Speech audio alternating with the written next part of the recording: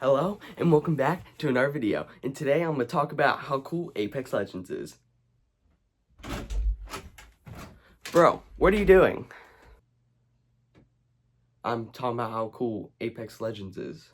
Hello, you should be making the 2024 movies ranked video. And I thought about it and I don't really want to make that. Are you saying you don't want to make the video?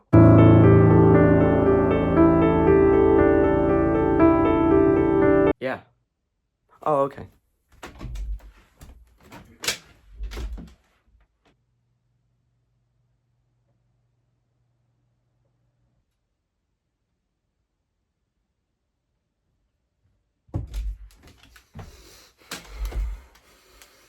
Wait.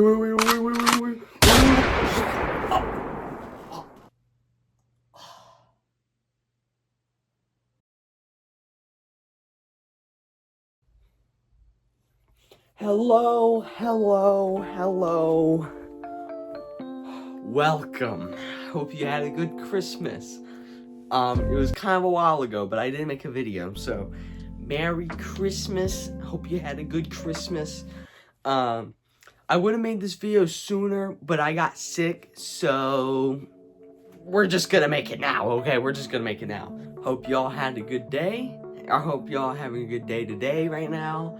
I've had a good day right now, so I feel pretty good right now. And if you didn't know, I recorded that skit yesterday, and I was gonna record the video that day too, but then a bunch of stuff started happening, so I basically just decided to record the next day. So this is actually the day, like after you saw that skit, when we're here now, this is a day later. So I don't know if you want to know that, but yes, as my skit implied, today we are ranking every movie I watched from the year 2024. So what that means is not like every movie I watched in 2024, just movies that I watched that released in 2024. So like new movies. And I watched 24 movies. So from this year anyway. I've watched a lot more movies than that, but if you want to see a video of me ranking like all those like 120 some movies that I saw last year, then I don't know, comment down below and like the video and subscribe. Definitely, if you're just finding my channel now, consider subscribing if you like videos like talking about movies, talking about games, or even playing games sometimes. You're in the right place. So honestly, let's just kick this off with the bottom 24 is gonna be Tarot. Yeah, honestly, I don't even have much to say at this point. We all know how bad of a movie Tarot was. There's literally only one thing I can say about the movie that I thought was actually pretty cool, and it was definitely the creature design, or like the creature designs. But the problem is that like it instantly gets countered out by the lighting. It's just really bad and it's really dark. And the characters are like they're not likable at all, and you don't care for them if they die or not. It's not very fun to watch because they like what is it called? They have like cutaway kills every single time. It's not a good movie. It's not a good movie. So that's why it's the bottom. We got 23 is gonna be Sting. This arguably my most disappointing movie of this year, or last year. Most disappointing movie last year. When I saw the trailer for this movie, I was expecting like just really fun time movie. And yes, you do get that for a lot of it. It felt like it was trying to be like half like not taking itself seriously, and it knows what it is, which is a big spider movie. And the other half is trying to be like this family drama almost. But you kind of, when you're trying to do both, you kind of, both those sides aren't very good in my opinion. I feel like you don't really see the spider actually like really big until like the final 20 minutes or 10 minutes of the movie. And I don't know, I just found the family drama stuff, I wasn't really into it that much. There's some good kills in here too. But it was disappointing for me. Honestly, I wanted to see what you'd say if you watch it, because it quality-wise it was good. It was good. I don't know, it's disappointing. I wish there was more to it, but you should go watch it and see what you think. And next on number 22 would be Ghostbusters Frozen Empire. Again, a movie that I just think it's so forgettable. Like, maybe like a week or two after I went and saw it in the theater. It was just like I forgot everything about it. I don't know. I don't have much more to say on it. It's just I just kind of forgot about it. It wasn't that great. And at number 21 is gonna be Kung Fu Panda 4. Again, you'll see a lot. This is another one of those movies that's just really forgettable. And I don't know. It's kind of weird. I don't know. I didn't really like it. It was after the third one, it kind of felt like you should have just stopped. It was a good trilogy there. You should have just stopped, but no, they had to make a fourth one, and it's not like the worst thing I've ever seen, but it's whatever. It's not really that great. And number 20 is gonna be Godzilla X Kong: The New Empire. Wow, what was this? This felt like a movie that was like other than like seeing it in the theater and just being a really good like popcorn movie, there's like nothing else about this.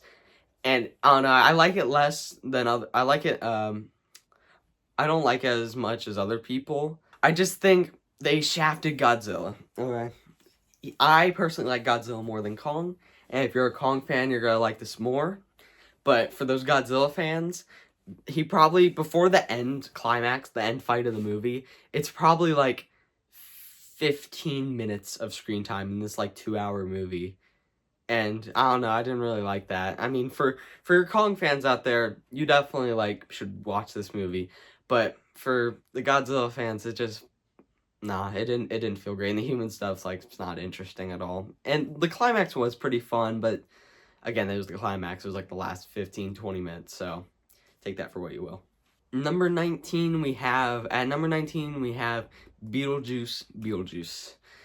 I like this movie maybe more than other people, I don't know, but I actually think this movie's pretty good. I think it's pretty good, actually. I think for a legacy sequel, it's one of the better ones. I think the set design and the practical effects they use is really, it's outstanding. Like, it's almost, if not, like, just as good as the original Beetlejuice's, like, practical effects and makeup.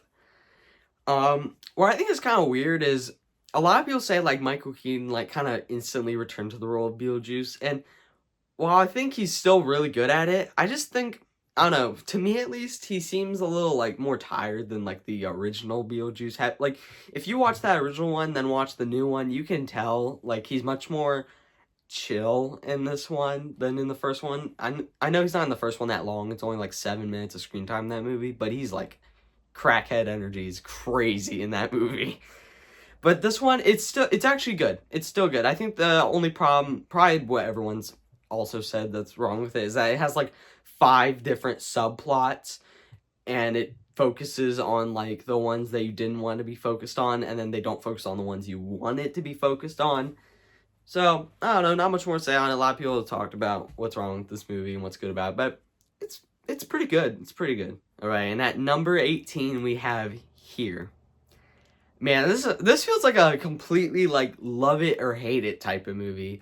And I feel like I'm just in the middle when it comes to this movie, to where, I don't know, this is just my take. You should definitely go see it and see if you really like it or don't like it or in the middle like me. But for me, I thought about it, like, the first half of the movie was, like, just messing around with the concept of it being one camera shot in different time periods.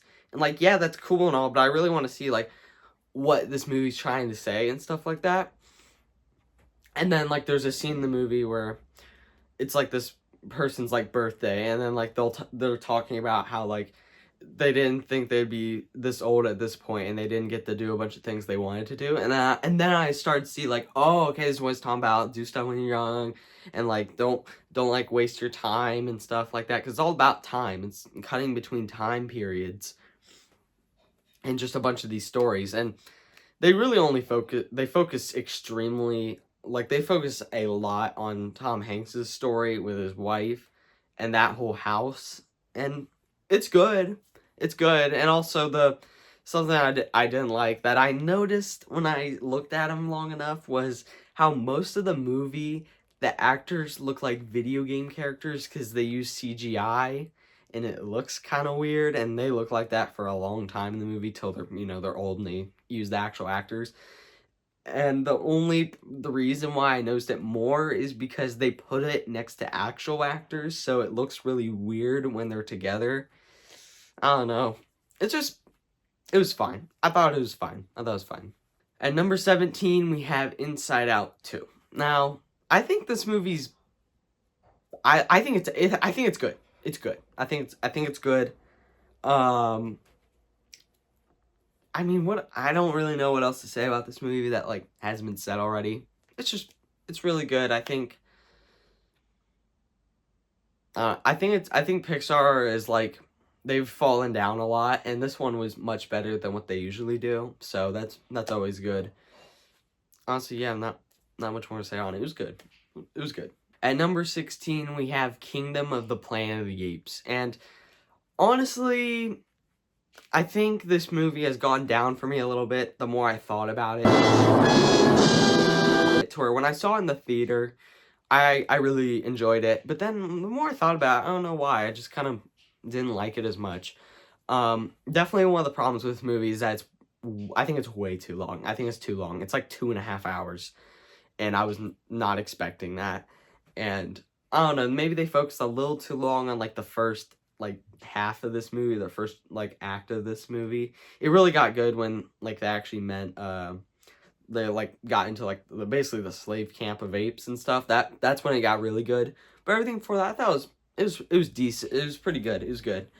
And then that half was really good. I really enjoyed that.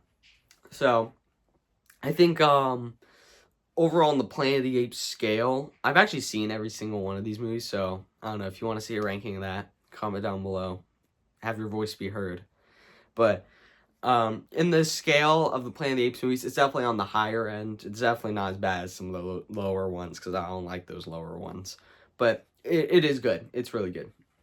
Okay, and at number 15, we have The Fire Inside. And this was a movie that, so basically what Regal, the theater we go to, does is that they'll have this thing called Monday Mystery Movies. And basically what it is, that you don't know what the movie is. The only thing they have is that you know it hasn't released yet, you know how long it is, and then you know what rating it is. And I don't know, at that point I was just like all basically it was me, my brother's wife, and then our dad went to see this Monday Mystery movie. And it was a like a boxing biopic, and we were not going to go see it even when we knew what it was. So this was just like, we were guessing it was going to be this, but it ended up being that. So we got to see it like a whole like 2 or 3 weeks early, which was cool. And I just thought what you had here is that it was a good biopic.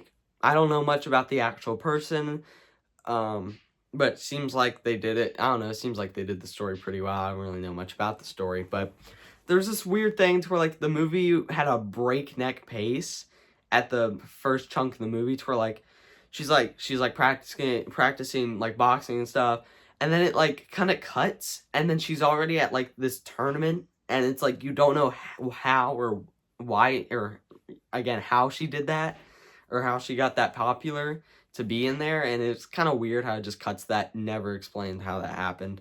And then like it feels like it ends at like the second like act of the movie, and then you just have this whole last chunk of like an hour to where they're just kind of doing stuff, which it's not bad, but it just felt kind of weird. And then it ended when it should have kept going, to me at least. It was weird, but overall it was good. It was enjoyable. At number 14, we have Trap. This is definitely a case of love it or hate it, because I know like there are a lot of people who hate this movie for what it is, and then there are people who really like the movie, and then I'm kind of on the fence about it. I think it's more towards positive than negative, to where, yeah, I can definitely see the problem to where there's no it's not realistic. It's not realistic at all. Like, it doesn't make sense how any of this stuff is happening. I think some of the acting, like from some of the characters, I think Josh Hartnett's acting was really good. I don't know. I feel like M. Night Shyamalan's daughter's acting was kind of weird at some point. Like, there's a scene where she's in like the bathroom, and like Josh Hartnett's like banging on the door, and then she like pulls up this live stream to like figure out like where this kidnapped guy is, and then this is literally how she acts to me, at least. It's like, guys, do any of you know where this house is? It's kind of like that. It's kind of goofy to me. You get some unintentional comedy from that a little bit. M. Night Shyamalan's writing's just kind of weird. I don't know, it's just always been weird. I don't know how to explain it. It's just really weird. And I think the first half of the movie is definitely better than the second half with the whole concert setting. I'm actually not completely against the second half of the movie. I think the second half of the movie is trying to give more character to Josh Hartnett's character, you know? Because for most of the movie, like the first half of the movie, he's kind of like this nameless nobody that you don't really know about. And I can appreciate them trying to give him more of a character. But the first half is better, and it was good. It was good. I keep saying that a lot, but trust me, I think we'll get in some really good ones soon. Okay, and at number 13, we have I Saw the TV Glow.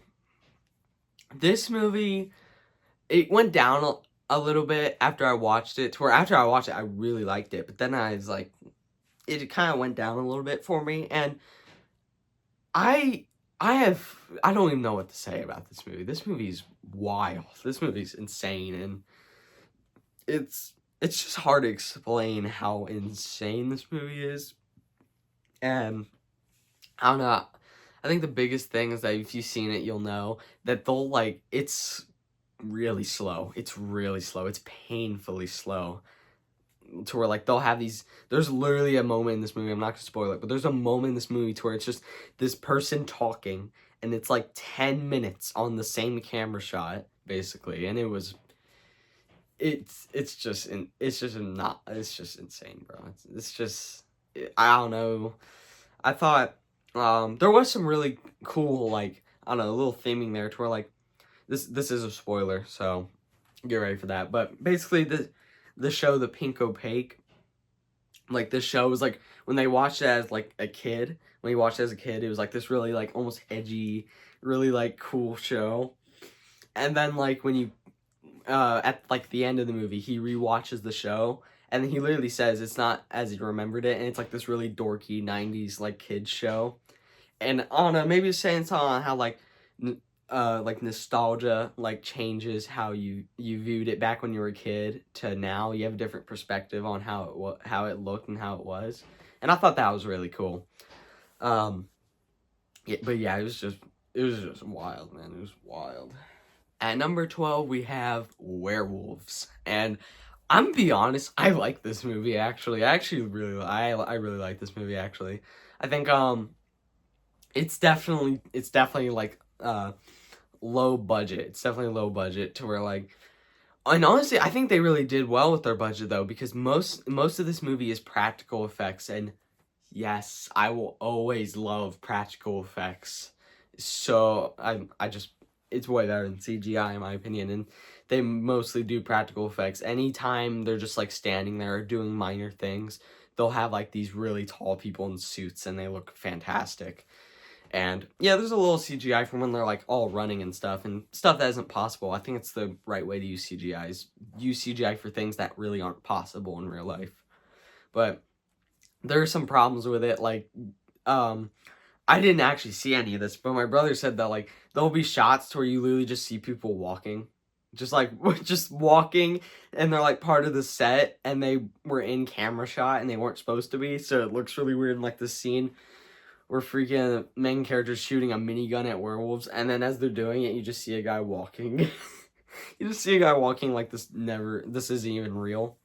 But honestly, other than that and a few other problems, like the ending felt kind of forced, to where like they do this decision that like it made no sense, and they only did it because it was cool. And even the thing we got, it was short, but it was cool. But yeah, I really enjoyed it, and part of it was probably because I watched it at like 7:30 at night in a theater. But yeah, it was really cool. And at number 11, we got Sonic 3. This is probably the best Sonic movie. I think this movie's really good. They really toned down like the human characters, and they really amp up like the Sonic characters. Like the only human characters really had a lot of screen time in this movie was Robotnik, Gerald Robotnik, and Agent Stone. Those are like the 3 human characters that were in this movie a lot. And that is a major positive. Like, keep doing that, please. Don't... The human characters were cool for the people who liked them, but for everyone else, Sonic fans that didn't really want that, I don't think you need... Like, they only used them for plot purposes, and that's good. That's good. No more of that wedding scene from the second one. That was awful. But this movie was just really fun and enjoyable. I think Keanu Reeves as Shadow the Hedgehog was awesome. I do see the complaint of, like, he sounds kind of wooden sometimes. That's just how it is with Keanu Reeves. But he does really good as Shadow for the most part. And, oh my gosh, it's an understatement when I say 2 Jim Carreys playing different characters, but they're together is, like, insane. It's an understatement how crazy that was. There is literally a Dr. Robotnik and Gerald Robotnik laser dance number. I'm not joking. I'm not joking. It goes off the wall with how crazy this stuff is. But it is really funny. Jim Carrey is like the funniest part about these movies, in my opinion. And doesn't disappoint. Jim Carrey can say anything and it'll make me laugh. It was a really just enjoyable, fun time. And that end chunk was fire. That end chunk was really good. It was really good. So yeah, it's a very good movie. And now we are in the top 10 movies of 2024, to me at least. And starting off number 10, we have Smile 2. I was not as high on this movie as everyone else was, to where, like, they were like, yo, it's way better than the original movie, and it's like, bro, you gotta go see it. It's one of the best horror movies of the year. And I wasn't really like, I don't know, I heard it was like that, and I saw the average on Letterboxd, and it was high. It was mostly 4s, and I was like, okay, this movie's probably gonna be pretty good. And when we went to go see it, I think a part of it was that we saw it in a theater. It's just hard to watch these types of movies in theaters. I hope you understand. Like, these jump scare heavy movies are almost impossible to watch in theaters because you're constantly just like waiting looking at the screen, not focusing, holding your ears, and when something happens, you just like tighten up and just It was scary. There were some really good scares here, to where they really do like these still shots of something just standing there, and it's like terrifying. Oh my gosh. Yeah, as I was saying, there were some crazy scares in here, but the sad part is that that's only like 1 or 2 of them, but the rest of them are just like, boo, gotcha. Yeah, that's literally just like what most of the jump scares are. There's literally, I'm not joking, there is literally a jump scare where this person's laying in bed and they just smile at the camera and they make truck noises. What? Bro, what are you talking about, man? Yeah, that's the type of crap you'll get for most of the movie. And I don't know, I hate movies that like do like the dream sequence thing, where it's like, oh yeah, for those past couple of scenes you've been watching that are really important, yeah, those were just dreams. They weren't real. And I really don't like stuff like that. And I know as much as I'm trashing this movie, I have it in my top 10, so it's kind of weird, but I think as like a quality movie, it's really, really good. It's really well made, well directed. Some really cool like upside down shots and like shots where it's just a mirror reflecting back, so you can actually see what's happening while the camera ain't directly looking at it. Stuff like that's really cool. You just had to be driving. Yeah, as a quality movie, it's really good. And again, there are some really good scares in here, and the acting's really good. The acting's fantastic. So it is a good movie, very good movie. Okay, and at number 9 we have Juror number 2.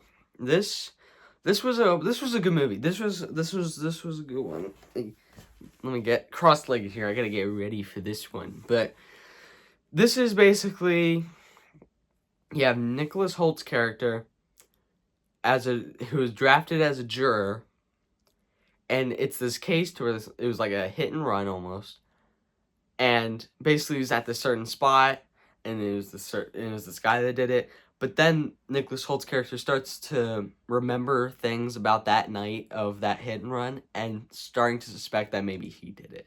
So basically the movie is basically him trying to not have anyone figure that out, and all the stressful situations that goes with that. And I think for the most part, it's like a less stressful movie than you'd think it is. There are some moments that you're just like really like, oh crap, he's about to get found out or stuff like that. And I think Nicholas Holt's acting is one of the most like best things about making that like those scenes stressful is because bro, he'll just be like sweating. He'll just be sweating overall. And actually, wait, I was gonna say this one thing, but the one thing I did not like about this movie is the ending. The ending kind of ruined it a little bit to where it was so good. You didn't know what was gonna happen next. And then the ending happens and it leaves it more open-ended to where you don't know what happens. But I kind of wanted the opposite. I wanted what was going to happen, because I don't feel like this is the type of movie that needs that right now. And yeah, that's the only thing I can really say I disliked about the movie, but it's very good. You should go watch it. Coming at number 8 is going to be Civil War. I saw this way early in the year, not in April I think it was April when it came out. I saw it a little later, but I'm trying to talk about these movies like you've already seen them almost, because I feel like a lot of people have.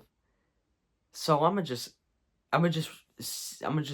assume that you've seen it, but it's a good movie. It is really good. I'm gonna say this a lot. Okay, it's a really good movie, and I think it's stressful. I think it's pretty brutal.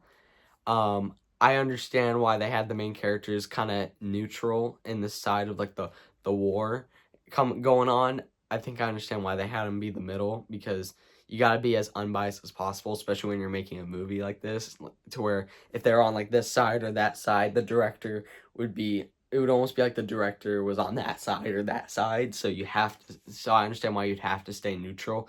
And it seems like the reason most people dislike it is because they don't really focus on how the war started, but you can't really do that because you can't make it to where like one person started, the other person started, because then it'll feel like the director has like an agenda or something.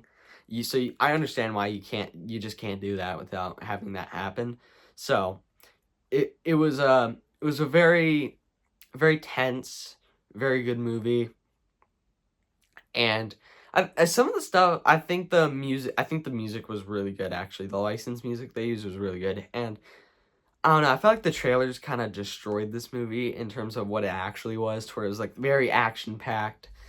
And the movie itself is very calm, or not calm, it's just very like, they're just kind of like, there are a lot of scenes of them just driving and talking.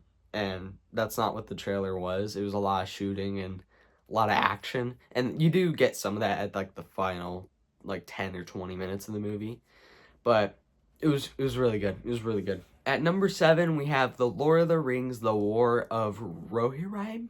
Let me see. Okay, Rohirrim, I think that's how you say it. I like this more than most people do. Most Lord of the Rings fans do. I'm not a Lord of the Rings fan at all. I've seen the trilogy like 2 or 3 times, and I can't get into it. A big reason why is that they're way too long, in my opinion. They're too long. I can't do it, man. Literally, I'm gonna go on a tangent here. The extended cut of Fellowship of the Ring is 4.5 hours. Oh, my neck!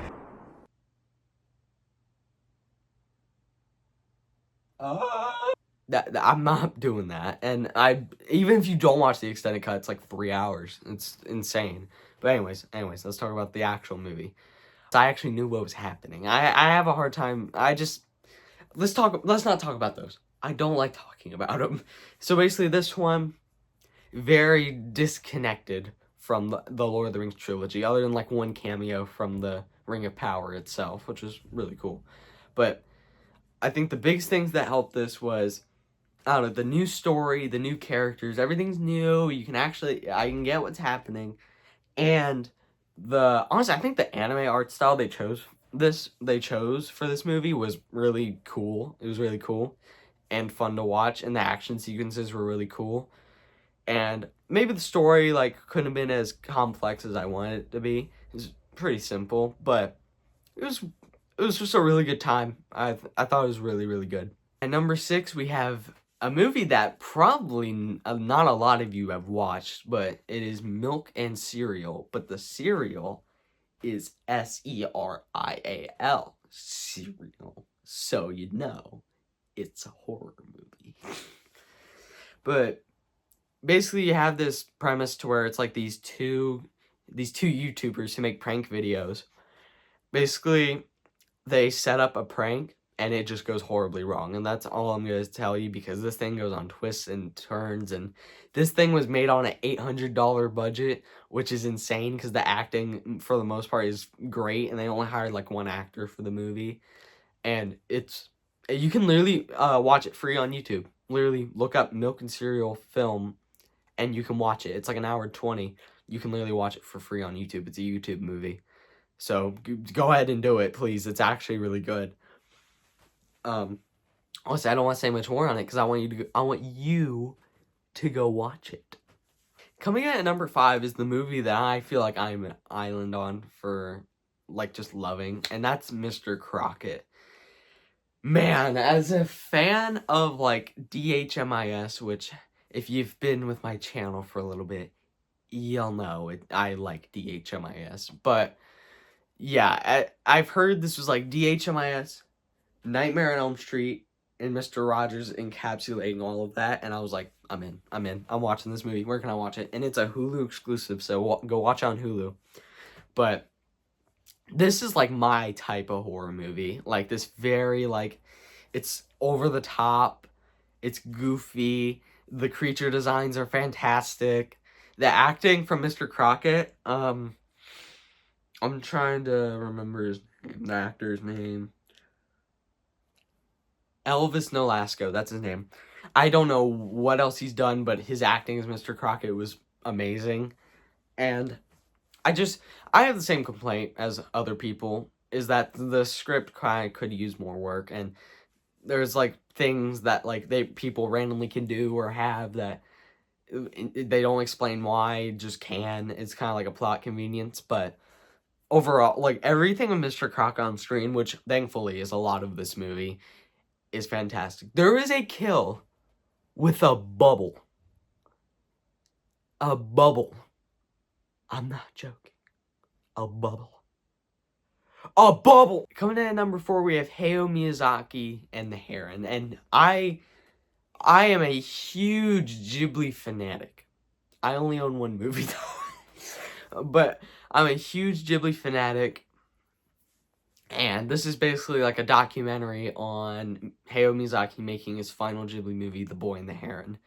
And I think it helps a lot that you watch The Boy and the Heron before you watch this. And it's on Max, you can just stream it. There's a lot of Ghibli docs on Max. But this, I mean, I'm going to go ahead and just, like, I don't know if this is a hot take, but Hayao Miyazaki's probably objectively, like, the greatest director ever. He is just a fantastic director.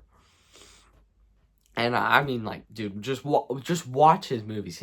He's made some of the best movies just ever made. Like, I'm gonna actually be honest, he's never missed. I don't think he's ever missed a movie. Like, I don't think he's ever made a bad movie, like, ever. Like, at least all the ones I watched that are from Studio Ghibli. I haven't seen the ones before that, but basically every movie you watch from Ghibli is, like, a masterpiece, almost, compared to everything else. But basically, it's just, I mean, it's simple enough. It's just a documentary, him making the movie. It's really cool. It's really cool. Kicking off the top 3, we have The Wild Robot. Probably the best animated movie of the year. It is one of the prettiest movies I've seen in a while. It is, I mean, it's really popular, so, like, I don't know what to say, like, what hasn't been said already, but it's just a really good movie. It's basically a masterpiece of a movie. It's fantastic. Runner-up of my movie of the year is gonna be Alien Romulus. Man, this thing slaps, bro. This movie was great, man. This was, I know it's heresy to some of y'all, but I've never seen the first 2 Alien movies. I've only ever seen Prometheus, and Alien Covenant, and then Alien Romulus. I've only ever seen those three, and so honestly, going into Alien Romulus, I've heard it's like kind of like the first one and the second one. And I really enjoyed this movie. This movie's really good. It's really effective. I love how these practical effects and CGI, and they blend them perfectly to where, like, you'll have scenes where it's, like, hundreds of face huggers running, and it's, like, CGI, and it looks great. And then, like, when it's just, like, a couple, they'll use, like, actual puppets or animatronics, and you can tell it's really fantastic. And the divisive thing about this movie at the end with the creature, it didn't really affect me that much. It's kind of wild though. It's kind of insane. But that's probably the scariest part of the movie in my opinion, is that thing on screen. But it's just, I mean, I have no, like, I can't really talk about it comparing it to the first two movies because I've never seen them, but it's just a fantastic horror movie. But coming in at my favorite movie of the year, you saw it on the thumbnail. You saw the worst movie on the thumbnail. Now you about to see the best one. It is Heretic. Man, I'm gonna just say this one sentence, and then I'm ending the video. Okay? Hugh Grant's character compares Jar Jar Binks to Jesus. Dude, just talk about the movie, bro. Talk about the movie.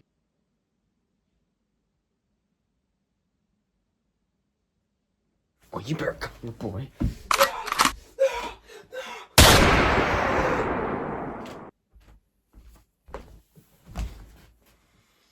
Well, that's my ranking of every movie. Oh, shoot. Every movie I watched in 2024. What is your favorite and least favorite movie from 2024? Comment down below. Like the video if you enjoyed it, and dislike it if you want me to come to your house. Please subscribe if you want to see more content like this, like more movies, talking about games, talking about or playing games. Like, bro, we do everything here. That's all from me, and I will see you in the next video. Bye-bye.